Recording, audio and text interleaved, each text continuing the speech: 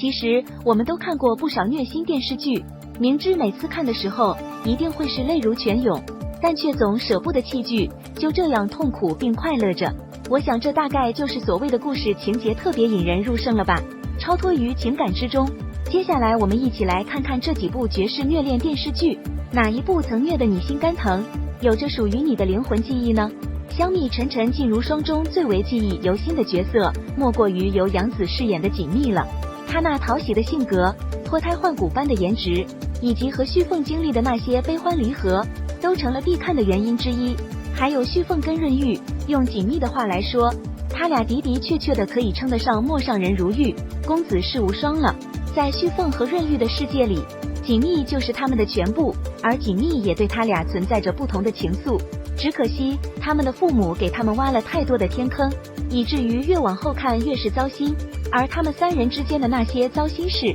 也间接的成就了这部电视剧。东宫剧情太虐了，女孩们气得纷纷请求让李成银长命百岁孤独终老，小峰必须跳城墙，这样的男人不可原谅，渣男本渣。大家都很入戏，被虐哭的观众不在少数。大唐荣耀这部剧虐从何起？无非都是因为一个情字，上至帝王，下至百姓，亘古无人能逃脱一个情字的魔咒。故事开始，男女主簪花大会上相遇，天然撩女主分分钟就俘获了清纯小凤凰的心，结果第6集就开始虐了。由此花式虐男主大幕正式拉开。4年后，几人再度相遇，女主依然是那个没心没肺的天然撩。写在结尾，每个人都戴着无数层的眼镜，你也戴着，我也戴着，我们唯一能做的就是不断的回看自己，释放小时候的伤痛，摘下各种各样的眼镜，然后在未来的日子里遇到的每一件事情，能够尽自己最大的努力做到中立。